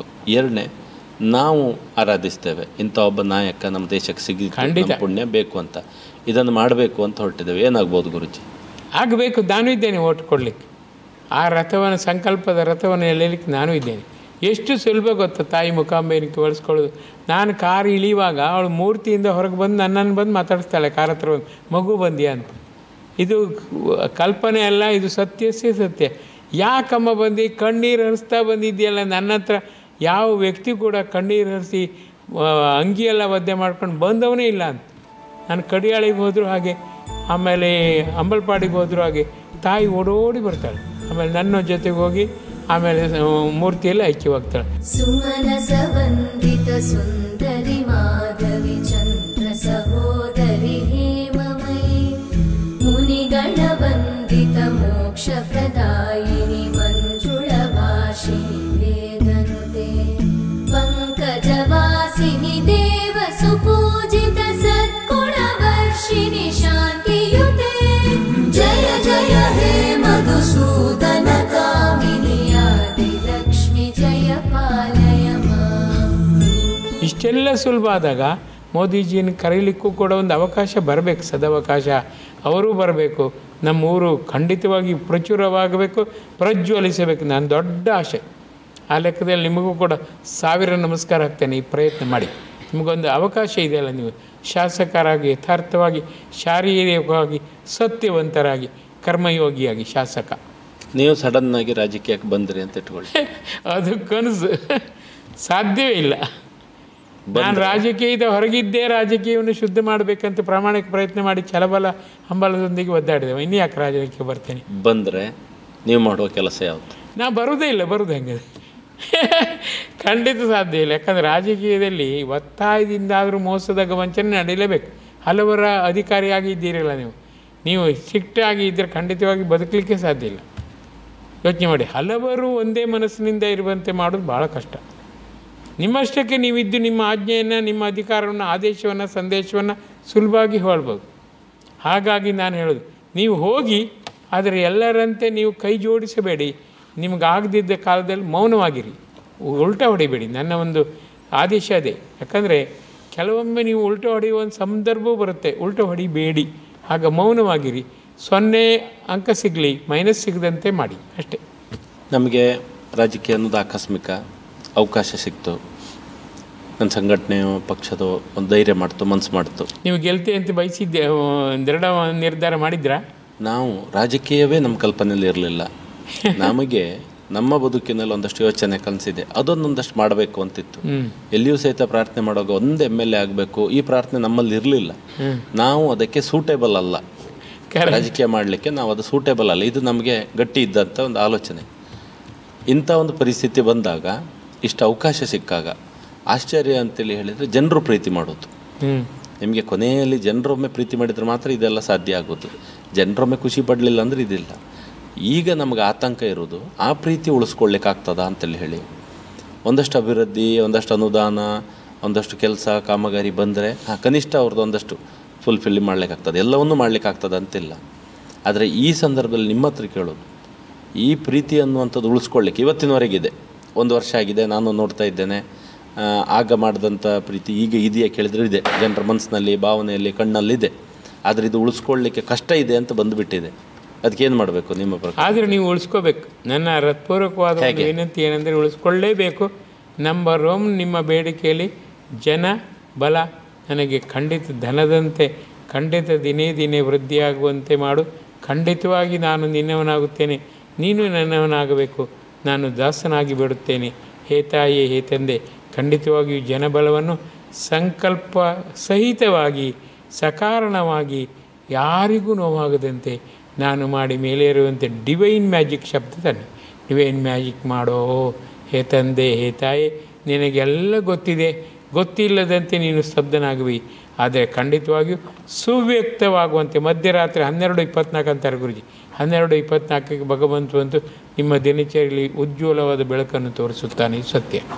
ಒಂದು ಹೇಗೆಂದರೆ ನಮಗೆ ತುಂಬ ಆತಂಕ ಕಾಡ್ತಾ ಇರೋದು, ಈ ಆಗಿ ಆಯಿತು MLA ಅಂತಿದೆ, ಅದು ಆಗಿ ಆಯಿತು. ಪ್ರೀತಿ ಒಮ್ಮೆ ಗಳಿಸಿ ಆಯಿತು, ನನ್ನಿಂದಾಗಿ ನಾನು ಕಳ್ಕೊಳ್ಳೋದಿಲ್ಲ. ಆದರೆ ಇವತ್ತಿನ ಯುದ್ಧದಲ್ಲಿ ನಾವು ನೋಡೋದು ರಾಜಕೀಯ ಕ್ಷೇತ್ರದಲ್ಲಿ ಈಗ ಒಂದು ಫೇಕ್ ಲೋಕ ಅಂತಿದೆ.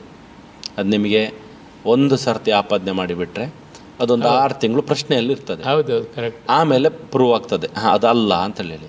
ಆದರೆ ಆ ನಡುವೆ ಕಳ್ಕೊಂಡು ಬಿಡ್ತೇವೆ ಒಂದಷ್ಟು ಜನರನ್ನು. ಅಲ್ಲಿಗೆ ಈ ನಮ್ಮಲ್ಲಿ ಹಿಂದೆ ಮಾತಾಡುವಾಗ ಹೇಳ್ತೇವೆ, ತಿಂದವನಿಗೊಂದು ದೋಷ, ತಿನ್ನೋದವನಿಗೊಂದು ದೋಷ ಅಂತೇಳಿ ಹೇಳಿ ಈ ರಿಸಲ್ಟಿಗೆ ಬಂದು ಬಿಡ್ತೇವೆ. ಇದನ್ನು ಸಹಿತ ತಡಿಲಿಕ್ಕಾಗ್ತದ? ನನ್ನಿಂದ ಕಳ್ಕೊಳ್ಳೋದಿಲ್ಲ, ಇನ್ಯಾರೋ ಏನೋ ಮಾಡಿ ಒಂದು ಸರ್ತಿ ಸಂಶಯ ಪ್ರಶ್ನೆ ಮೂಡಿಸಿ ಬಿಡ್ಬೋದು. ಆಗ ಅದನ್ನು ಎದುರಿಸೋದು ಹೇಗೆ? MLA ಅಂದರೆ ಏನು ಗೊತ್ತಾ? Maternal love always. ತಾಯಿಯ ಪ್ರೀತಿ ನಿಮ್ಮಲ್ಲಿ ಯಾವಾಗಲೂ ಇರಬೇಕು. ಆ ಒಳ ಅರ್ಥವನ್ನು ನೀವು ಗಮನಿಸಿಕೊಂಡು ಅದಕ್ಕೆ ಅಂಟಿದಿರಿ ಅಂತಾದರೆ ಯೋಚನೆ ಮಾಡಿ. ನಾನಂತೂ ಯಾರನ್ನು ದ್ವೇಷಿಸುವುದಿಲ್ಲ. ನಿನ್ನ ಡಿವೈನ್ ಮ್ಯಾಜಿಕ್ ಮೂಲಕ ಎಲ್ಲರ ದ್ವೇಷವು ಕ್ಷಣಕಾಲ ಮಾತ್ರ ನನ್ನನ್ನು ತಬ್ಬಿ ದೂರವೇ ಹೋಗಿ ಉಳಿಯುವಂತೆ ಡಿವೈನ್ ಮ್ಯಾಜಿಕ್ ಸ್ಪಷ್ಟವಾಗುವಂತೆ ಮಾಡು. ಸೊ ಆಪಾದನೆ ಬರುವುದಿಲ್ಲ ಅಂತ ಮಾಡುವ ಹಾಗಿಲ್ಲ. ಯಾಕಂದರೆ ಲೋಕದ ದೃಷ್ಟಿ ಬೇರೆ, ಲೋಕದ ಸೃಷ್ಟಿ ಬೇರೆ. ಅದು ಒಂದು ಕ್ಷಣಕಾಲ. ಮಳೆ ಬಂದು ಸಡನ್ನ ಹೋಗುತ್ತೆ ನೋಡಿ, ಕೆಲವೊಮ್ಮೆ ಸಡನ್ನ ಬರುತ್ತೆ, ಒಂದು ಕ್ಷಣ ಬಂದಿಲ್ಲತ್ತೆ. ಅದೇ ಥರ ಇವರು ಸರಿ ಇಲ್ಲ ಅಂತ ಹೇಳಿದವರು ಮತ್ತು ಅವ್ರಿಗೆ ಖಂಡಿತ ಮರೆವು ಉಂಟಾಗಬೇಕು. ನಾನು ಆಪಾದನೆ ಮಾಡಿದ್ದೀನಿ, ನನಗೆ ಯಾಕೆ ಬೇಕು ಅವ್ರ ಸುದ್ದಿ? ಆ ರೀತಿ ಅವರು ನಿರ್ಲಿಪ್ತರಾಗಬೇಕು, ನಿಶ್ಚಿಂತರಾಗಬೇಕು, ನಿರ್ಭೀತರಾಗಬೇಕು. ಆ ರೀತಿ ಡಿವೈನ್ ಮ್ಯಾಜಿಕ್ ಶಬ್ದ ನೀವು ದೇವರಲ್ಲಿ ಬೇಡುವಾಗ ಸದಾ ಕಾಲ ತಂದುಬೇಡಿ, ಅದ್ಭುತ ಪರಿಣಾಮ ಆಗುತ್ತೆ. ಪ್ರಥಮ 11 ದಿನ ಏನೂ ಆಗೋದಿಲ್ಲ, ಆಮೇಲೆ ಆಗ್ತಾನೇ ಹೋಗುತ್ತೆ. ನಿಮ್ಮ ಹೃದಯ ಪರಿಶುದ್ಧಿ ಇದೆ ಅಂತಾದರೆ, ಒಳಗಿನ ಆತ್ಮಶಕ್ತಿ ಪ್ರಾಣಶಕ್ತಿಗೆ ನೀವು ಸಾಚ ಅಂತ ಗೊತ್ತಾದರೆ, ಯಾವ ಮೈನಸ್ ಇಫೆಕ್ಟು ಕೂಡ ನಿಮ್ಮನ್ನು ಅಂಟದಂತೆ ಭಗವಂತ ರಿಮೋಟ್ ಮೂಲಕ, ಡಿವೈನ್ ರಿಮೋಟ್ ಮೂಲಕ ಕಾಪಾಡುತ್ತಾನೆ. ನಾನು ಕೂಡ ಬೇಡ್ತೇನೆ. ನಾನೀಗ ನಿಮ್ಮ ಪಾರ್ಟಿ ಆಗಿದ್ದೇನೆ, ನಿಮ್ಮವನೇ ಆಗಿದ್ದೇನೆ. ಓಕೆ, ನಾವು ನಿಮ್ಮ ಪಾರ್ಟಿ ಆಗಿದ್ದೇವೆ. ವೆರಿ ಗುಡ್, ಹಿಂದ್ಗಡೆ ಶಾಶ್ವತವಾಗಿರಲಿ. ಬೈಂದೂರಿನಲ್ಲಿ ಉದ್ಯೋಗ ಮತ್ತು ಉದ್ಯಮದ ದೊಡ್ಡ ಕೊರತೆ ಇದೆ. ಜನ ನಮ್ಮನ್ನು ಇಷ್ಟಪಟ್ಟರು, ಗೆಲ್ಲಿಸಿದರು. ಅವ್ರ ಉದ್ಯೋಗ, ಅವ್ರ ಉದ್ಯಮಕ್ಕೆ ಅವರು ಒದ್ದಾಡ್ತಾ ಇದ್ದಾರೆ. ಯಾವುದೋ ಊರಿಗೆ ಹೋಗ್ತಾರೆ, ಎಲ್ಲೋ ಇರ್ತಾರೆ, ಅಪ್ಪ ಅಮ್ಮ ಇಲ್ಲಿರ್ತಾರೆ, ಮಕ್ಕಳು ಇನ್ನೊಂದು ಕಡೆ ಇರ್ತಾರೆ. ಇದು ಒಂದು ನೋಡಲಿಕ್ಕಾಗದಂಥ ಒಂದು ದೃಶ್ಯ. ನಾವಿಷ್ಟೆಲ್ಲ ಇದ್ದು ಕರಾವಳಿಯವರಾಗಿ, ವಿದ್ಯಾವಂತರಾಗಿ, ನಮ್ಮ ಕ್ಷೇತ್ರಕ್ಕೆ ಬೇಕಾದಷ್ಟು ದಾರಿ, ರಸ್ತೆ, ಕಾಲು ಸಂಕ, ಕರೆಂಟ್ ಸಹಿತ ಮುಟ್ಟದಂಥ ಒಂದಷ್ಟು ಸಮಸ್ಯೆಗಳಲ್ಲಿ ನಾವಿದ್ದೇವೆ. ಇದನ್ನು ಹೇಗೆ ಪಾರು ಮಾಡೋದು ಗುರುಜಿ? ಒಳಿತಾಗಲಿ, ಶುಭವಾಗಲಿ. ಗುರುಜಿ ಹೇಳ್ತಾರೆ, 10 ನಿಮಿಷವಾದರೂ ಜಗತ್ತಿನ ಒಳಿತಿಗಾಗಿ ಬೇಡು. ಅದು ನಾವು ಮಾಡ್ತಾನಿಲ್ಲ. ದಿನಾಲೂ 10 ನಿಮಿಷ ಕನಿಷ್ಠ ಸೂರ್ಯೋದಯ ಸೂರ್ಯಾಸ್ತಮಾನದ ವೇಳೆ ಅಂತಾರೆ. So 6 PM to 7 PM, 6 AM to 7 AM ಎಲ್ಲರಿಗೂ ಒಳಿತಾಗಲಿ, ಶುಭವಾಗಲಿ, ಅಂದವಾಗಲಿ, ಚಂದವಾಗಲಿ, ಎಲ್ಲರ ಕಷ್ಟ ನಿವಾರಣೆ ಆಗಲಿ, ಎಲ್ಲರೂ ಸದ್ಭಕ್ತರಾಗಲಿ, ಸಜ್ಜನರಾಗಲಿ. ನೀವು ಮನೆಯಲ್ಲೇ ಕೂತು ಬೇಡಿದರೆ ಅದ್ಭುತ ಪರಿಣಾಮ. 11 ದಿನದಿಂದ ಆ ಪರಿಣಾಮ ಸ್ಟಾರ್ಟ್ ಆಗುತ್ತೆ. ಅದ್ಭುತ ಪರಿಣಾಮ ಆಗಿಯೇ ಆಗುತ್ತದೆ. ಇದನ್ನು ನಿಮ್ಮ ಆತ್ಮೀಯರಿಗೆ ನೀವು ಹೇಳಿ. ಬೆಳಗ್ಗೆ 10 ನಿಮಿಷ, ಸಂಜೆ 10 ನಿಮಿಷ ಆಗಿದ್ರೆ, ಬೆಳಗ್ಗೆ 5 ನಿಮಿಷ, ಸಂಜೆ 5 ನಿಮಿಷ ಆಗಿದ್ದರೆ, ದಿನದಲ್ಲಿ ಒಮ್ಮೆ ಆದರೂ 5 ನಿಮಿಷ ಆದರೂ ಜಗತ್ತಿನ ಒಳಿತಿಗಾಗಿ ಬೇಡೋಣ. ಆಗ ಊರು, ಕೇರಿ, ಜಾತಿ, ಮತ, ಕುಲಗೋತ್ರ ಎಲ್ಲ ಒಂದೇ. ಆಕಾಶವೇ ಮಾಡು, ನೆಲವೇ ನೆಲ. ಈ ಭಾವನೆಯಿಂದ ಮಧ್ಯೆ ಇರುವ ಎಲ್ಲರಿಗೂ ಒಳಿತಾಗಬೇಕು ಅಂದರೆ ಹೃತ್ಪೂರ್ವಕವಾಗಿ ಒಂದು ಹನಿ ಕಂಬನಿಯೊಂದಿಗೆ, ಅಟೆಸ್ಟೇಷನ್ ಅಂದರೆ ಕಂಬನಿ. ಚಿಕ್ಕಂದಿನಿಂದ ನಾವು ಅಳ್ತಾ ಬಂದಿದ್ದೇವೆ. ನಾನು ಅಮೆರಿಕಕ್ಕೆ ಹೋದಾಗ, ಮಸ್ಕತ್ತಿಗೆ ಹೋದಾಗ, ಆಸ್ಟ್ರೇಲಿಯಕ್ಕೆ ಹೋದಾಗ ಅಳ್ತಾನೇ ಬರ್ತೇವೆ. ಯಾಕಂದರೆ ಭಗವಂತ ಹೇಳ್ತಾನೆ, ನೀನು ಜಗತ್ತನ್ನೇ ಮರೆತಾಗ ನಿನ್ನತನದಿಂದ ಕೊನೆಗೆ ನಿಂಗೆ ನೆನಪು ಬರೋದು ಅಳು. ಆ ಅಳು ಹೃತ್ಪೂರ್ವಕವಾಗಿ ಬಂದರೆ ನಾನಿದ್ದೇನೆ, ನನ್ನ ಮನುಷ್ಯ ಜನಸಂತತಿಯ ಮೂಲಕ ಖಂಡಿತ ನಿನ್ನ ಸಹಾಯಕ್ಕೆ ಬರ್ತೇನೆ. ಎಷ್ಟು ಸತ್ಯ ನೋಡಿ, ಅಳುತ್ತಾ ಬರೋದು. ಯಾಕಂದರೆ ಭಗವಂತ comes running to you when you yearn and weep. ಹಾಗಾಗಿ ಅಳು ಭಗವಂತನ ಮುಂದೆ, ಮೂರ್ತಿ ಮುಂದೆ ಸತತವಾಗಿ ಜಲಪಾತದಂತೆ ಅಳಬೇಕು. ನನ್ನ ಜೀವನದ 50 ವರ್ಷ ನಾನು ಕೊಡಗಟ್ಟಲೆ ಕಣ್ಣೀರನ್ನು ಹರಿಸಿ ಎಲ್ಲ ದೇವರ ಸಾಕ್ಷಾತ್ಕಾರ, ಎಲ್ಲ ದೇವರ ವಾಣಿ, ಎಲ್ಲ ದೇವರ ದರ್ಶನ ಕೇಳಿದ ಉದ್ದೇಶ ಭಗವಂತ ಕೃಪೆ ಹರಿಸಿದ್ದು.